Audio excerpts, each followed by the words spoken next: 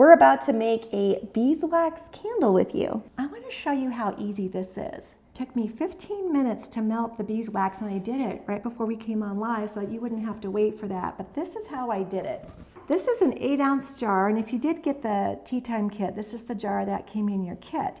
There are other jars you can use, like for instance, Recycled jars. Love using recycled jars. This was a yogurt jar, coconut yogurt jar. We're going to put in 8 ounces by weight of beeswax. I just want to show you how much beeswax. So, okay, that's an 8-ounce jar, but it only has just under 4 ounces of beeswax. So I'm going to put that in there. It takes 2 of these, usually double the amount of your container for the amount of beeswax that you need, since it does melt.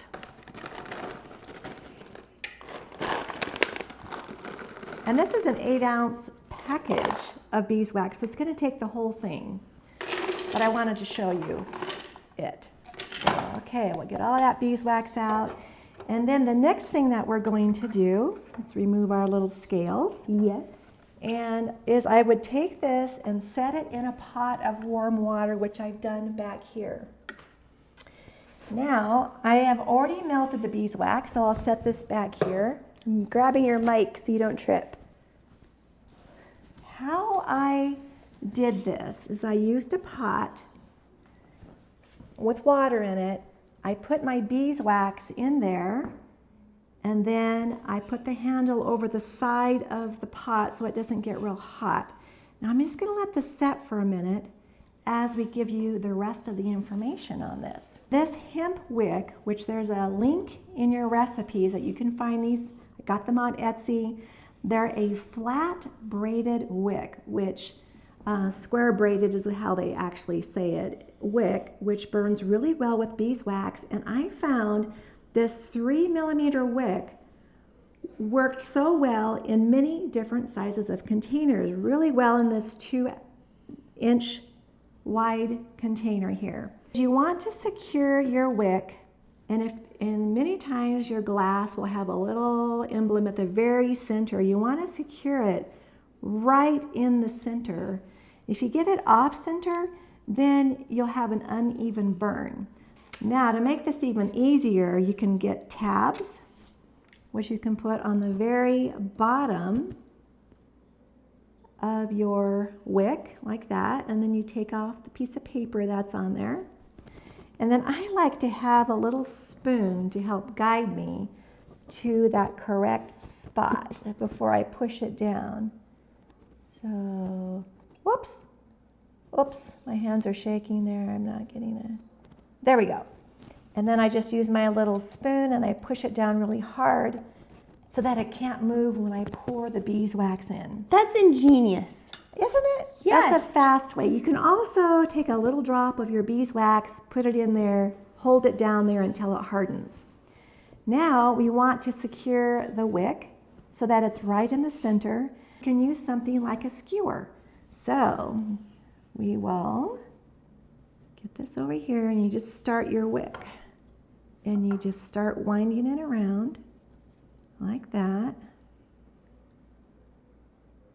until it's nice and tight. You kind of have to hold it, and you want it really nice and centered. There, now we're prepared. I see that it's nice and centered. We're prepared for the beeswax. So you have options at this point. If you're going to use essential oils in your candle, for an 8-ounce candle, you can use about 8 mils of essential oil. So your recipe doesn't have any oils in the recipe because I love just the smell of the beeswax burning. And I noticed that when I put the essential oils in, it was I could smell it, but it was a very subtle aroma. But today we're going to put in 4 ounces of cypress. And if you have the tea time kit, you have the cypress. And I'm going to put in 4 ounces of red mandarin. And you can use whatever essential oils that you might have on hand. If you're in question at it, look at the flash point of your specific essential oil to make sure that you indeed can put it into a candle. While you're getting that cap off, you are inspiring so many people to make candles. Oh, I just want you to good. know how many comments are flooding in saying, I can't wait to do this. Well, that's the thing. I wanted to really show you how easy this can be. Now I've put in about 4 ounces of cypress. It doesn't have to be exact. Right. Exact. If you get a little bit more in there, do not worry about that. We are really particular about dilution when you're working with topical blends or therapeutic blends. This is going into a candle you're not putting it on your skin, so you can be a little bit more lenient with yourself. You just want to make sure you don't put a lot in because of the flashpoint situation. Yes, and also always sustainability is important to keep in mind. All right, so now what I suggest, if you want to get into candle making, is that you take one size jar, like I've done here, and those are all my little yogurt jars are the same size. Experiment with that over and over again. Get the wick that you love the best. This hemp wick, 3 millimeter, square braid is my favorite. And then you can make sure that any troubleshooting you've gone through, and then you can start experimenting, do different sizes of candles, do different types of candles. There's a lot of creative things that you can do. Okay, so we've let this cool off, almost a little too much. But I'm going to go ahead and pour in my essential oils, stirring with my little spoon. Ooh. I'll set that off to the side. I'm going to make sure I get all the drops though. And typically, when it starts to solidify around the edges, it's time to pour it. If you don't have time to get to it in that time, just pop it back in your hot water. You can put it to re-melt. down here so they can see. Yeah, there we go. We need to pour it right away. So you want to pour not too slowly, but not too quickly. So let's do it. Ooh. I love that immediate coating of the beeswax right on the jar. Now I've got beeswax in here, and that's just fine because I am going to use this for my candle making from here on out. And that's what I suggest. Whatever equipment that you have, that's the equipment that you want to use every time, because candle making can be messy business. I noticed that my wick shifted a little bit over to the left, so I quickly, before it hardened up, recentered that. Now, I also have a little chef's torch, so if there's something on the top that I don't like, I will just torch it. But if there's a crack, or suddenly you get distracted while you're pouring, or you want to do a second pour on here, it's perfectly fine. You will have a line there, and you can see where you've poured, but it doesn't hurt the burning ability of the candle. When this hardens, it's going to take a couple of days before it sufficiently hardens to burn. So you're going to want to wait a little bit. It's hard, I know.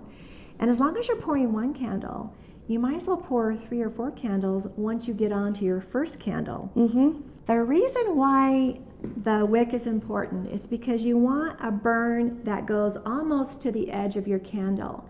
I've gotten a lot of candles that I have bought that maybe it's this big of a opening and it only burns that much. So all that wax is wasted on the sides. No matter how long I burn it, that wick just simply isn't big enough to expand it to almost the edges. Wherever you are watching, if you could do us a huge favor and like, comment, and subscribe, it just helps us get the word out on how to make incredible aromatherapy products in a really approachable, easy, friendly way. Now you can take your scissors, and what I do is I start unwinding the wick, and I'll just cut it so there's maybe 1/4 of an inch left on that wick. Thank you so much for being such a warm, valued part of our community, and we cannot wait to connect very soon. All right, bye for now.